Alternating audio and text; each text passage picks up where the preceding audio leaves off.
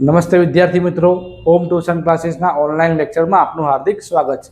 આજે આપણે ધોરણ 12 અર્થશાસ્ત્ર પાઠ નંબર 6 બેરોજગારી।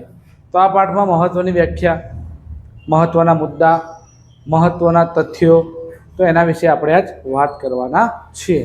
જોઈએ પ્રથમ તો કે બેરોજગારી કોને કહેવાય? તો કે પ્રવર્તમાન એટલે હાલમાં જે પગાર એટલે વેતન દરે વ્યક્તિને કામ કરવાની શું હોય? ઈચ્છા હોય। બીજા નંબરમાં શક્તિ હોય। ત્રીજા નંબરમાં તૈયારી ધરાવતો હોય। તૈયારી હોવા છતાં કામ ન મળે તો એ વ્યક્તિને આપણે શું કહીએ છીએ? બેરોજગાર। અને આવી સામૂહિક સ્થિતિનું સર્જન થાય એને આપણે બેરોજગારી કહીએ છીએ। પ્રવર્તમાન વેતન દરે વ્યક્તિને કામ કરવાની ઈચ્છા, શક્તિ, તૈયાર હોવા છતાં કામ ન મળે તો એને આપણે બેરોજગાર કહીએ છીએ। બીજું, પ્રચ્છન્ન બેરોજગારી કોને કહેવાય?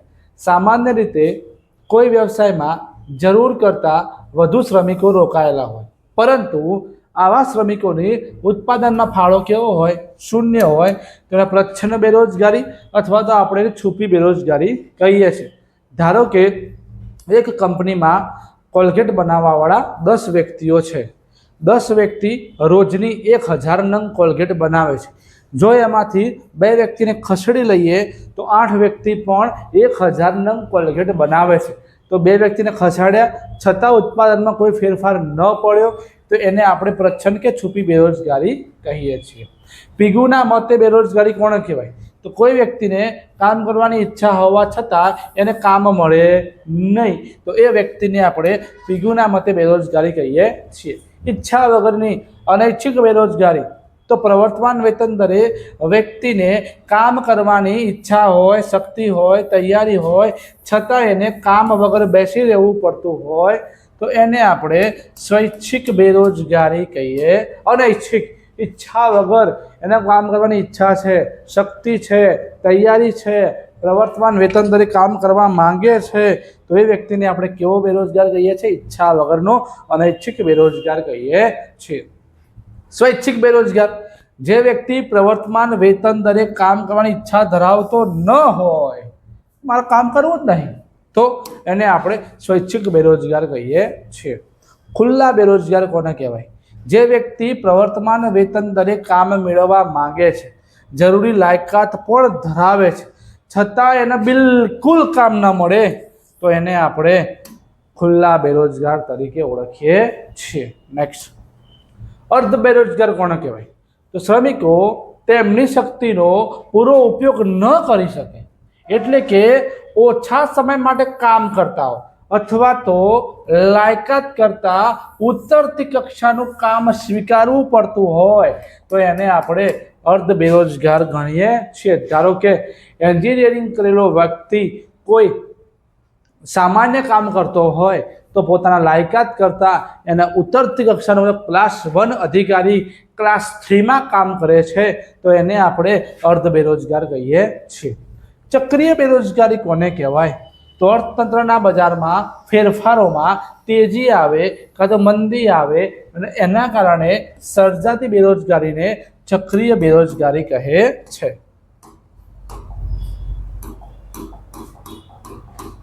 નેક્સ્ટ, ઘર્ષણજન્ય બેરોજગારી કોને કહેવાય?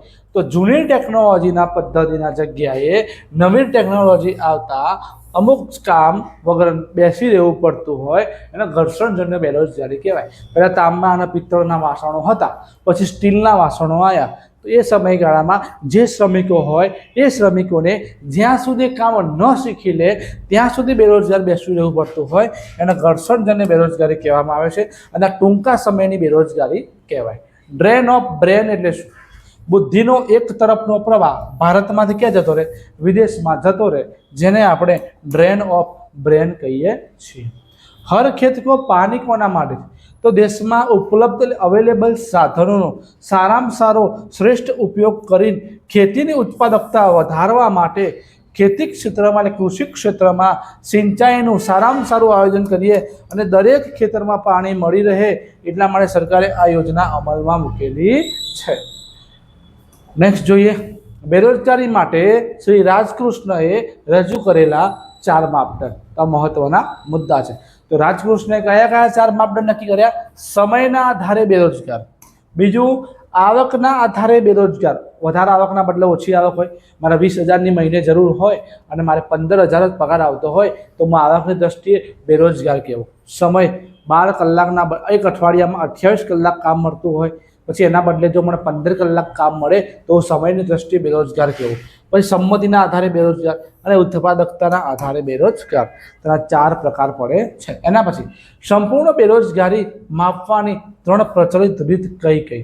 તો પહેલી રીત છે રોજગાર વિનિમય કચેરીમાં થયેલી નોંધણી દ્વારા. બીજી રીત છે શ્રમના પુરવઠાના સેમ્પલ દ્વારા. ત્રીજી રીત છે વસ્તી ગણતરીના આંકડા દ્વારા. એના પછી નેક્સ્ટ મુદ્દો છે કે ભારતમાં શ્રમની ગતિશીલતા ઓછી કેમ છે? તેના માટેના કારણ છે. એક સામાજિક કારણ છે, બીજું કૌટુંબિક કારણ છે, ત્રીજું આપણા રીતિ રિવાજો, ચોથું આપણા રહેઠાણની સમસ્યા, પાંચમું આપણા ભાષાની દ્રષ્ટિએ, છઠ્ઠું ધર્મની દ્રષ્ટિએ, સાતમું સંસ્કૃતિની દ્રષ્ટિએ અને આઠમું વાહન વ્યવહારની અપૂરતી સગવડ છે. આના કારણે શ્રમની ગતિશીલતા ઓછી જોવા મળે છે. નેક્સ્ટ, બેરોજગારીની સમસ્યા મારે હલ કરવી હોય તો એના ઉપાયો છે. તો પહેલાં તો વસ્તીમાં શું લાવવું પડશે? નિયંત્રણ લાવવું પડશે. બીજો, આર્થિક વિકાસનો દર ક્યાં લઈ જવો પડશે? ઊંચો લઈ જવો પડશે. ત્રીજો મુદ્દો, રોજગારલક્ષી જ ધંધાનું શું કરવું પડશે? આયોજન કરવું પડશે. રોજગારલક્ષી જ એ વ્યક્તિઓને શું આપવું પડશે? શિક્ષણ આપવું પડશે. રોજગારલક્ષી ધારો કે બહુચરાજીમાં મારુતિનો પ્લાન્ટ છે તો એટલા વિસ્તારમાં જે લોકો રહેતા હોય તો મારુતિના પ્લાન્ટમાં કેવી રીતે કામ કરે અને એમાં શેની જરૂર છે એ રીતે શિક્ષણ આપવાનું. ગૃહ અને નાના પાયાના ઉદ્યોગનો વિકાસ થવો જોઈએ. આંતરમાળખાકીય સેવાના વિસ્તારમાં વધારો થવો જોઈએ. એના પછી નેક્સ્ટ, આંતરમાળખાકીય સેવાનો વિસ્તાર અને કૃષિ ક્ષેત્રમાં હળિયાળી ક્રાંતિનો ઝડપથી અને વિસ્તારમાં વધારો થાય એ રીતે જો આયોજન કરીશું તો બેરોજગારીની સમસ્યા સારામાં સારી રીતે આપણે હલ કરી શકીશું. નેક્સ્ટ, ભારતમાં ઉદ્ભવતા બેરોજગારી ભારતમાં કેમ જોવા મળે છે? તો ભારતમાં બેરોજગારી કેમ જોવા મળે છે? તો વસ્તી વૃદ્ધિનો દર કેવો છે? ઊંચો. રોજગારીની તકો કેવી છે? તો ધીમો વધારો થાય. બચત અને મૂડીરોકાણનો દર કેવો છે? નીચો છે. કઈ ઉત્પાદન પદ્ધતિ અપનાવી? મૂડીવાદી, એટલે યંત્રો, એટલે જે હાથથી કામ કરતા હોય મજૂરો તેના બદલે યંત્ર આવી જાય તો 10 વ્યક્તિનું કામ એ યંત્ર 2 વ્યક્તિમાં પૂરું કરી શકે છે. વ્યવસાયિક શિક્ષણનું પ્રમાણ કેવું છે? નીચું. મનુષ્યના શક્તિમાં આયોજનનો શું જોવા મળે છે? અભાવ. જાહેર ક્ષેત્રમાં કાર્ય કરવાની ક્ષમતામાં અભાવ. કૃષિ ક્ષેત્રના વિકાસની શું કરવામાં આવે છે? અવગણના. શ્રમની ગતિશીલતા કેવી છે? ઓછી. માળખાકીય સુવિધા કેવી છે? અપૂરતી. અને અન્ય કારણો. તો આ એના મહત્વના મુદ્દા થયા કે બેરોજગારી કેમ ઉદ્ભવે છે? તો આટલી વસ્તુના લીધે બેરોજગારી જોવા મળે છે. નેક્સ્ટ, ભારતમાં બેરોજગારીના પ્રમાણની માહિતી. તો ભારતમાં બેરોજગારી પ્રમાણની માહિતી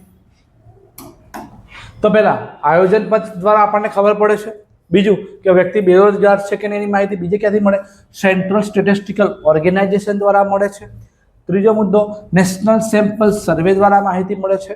અને ચોથું, રોજગાર વિનિમય કચેરી દ્વારા આપણને આ 4 જગ્યાઓથી ખબર પડે કે એમને નોંધણી કરાવી હોય તો નોંધણીના આધારે આપણને ખબર પડે કે આટલા પ્રમાણમાં આટલી જગ્યાએ આટલા વ્યક્તિઓ બેરોજગાર છે.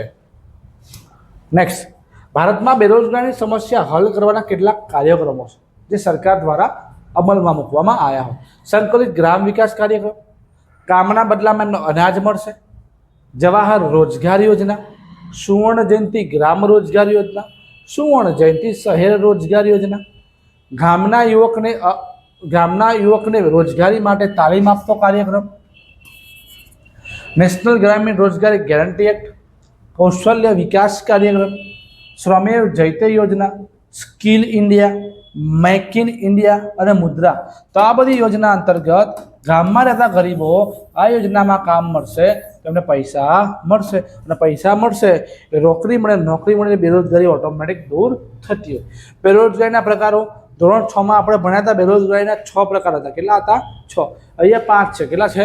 5. પહેલો સંપૂર્ણ બેરોજગાર, બીજો અર્ધ બેરોજગાર, ત્રીજા પ્રચ્છન્ન કે છુપી બેરોજગારી, ચોથું ચક્રીય બેરોજગારી અને પાંચમો ઘર્ષણજન્ય બેરોજગારી. તો બેરોજગારીના પ્રકારો છે. નેક્સ્ટ જોઈએ. હવે કેટલાક તથ્યો છે. ફરજિયાત સ્વરૂપે બેરોજગારીનો વિચાર સક્રિય શ્રમના પુરવઠાના સંદર્ભમાં કરવામાં, કયા પુરવઠાના સંદર્ભમાં? સક્રિય શ્રમના પુરવઠાના સંદર્ભમાં નક્કી કરવામાં આવે છે. અસરકારક માંગના આધારે કઈ બેરોજગારી જોવા મળે છે? આપણને ચક્રીય બેરોજગારી જોવા મળે છે. નેક્સ્ટ, મૂડી પ્રધાન ઉત્પાદન પદ્ધતિમાં બેરોજગારીની સંખ્યામાં શું જોવા મળે છે?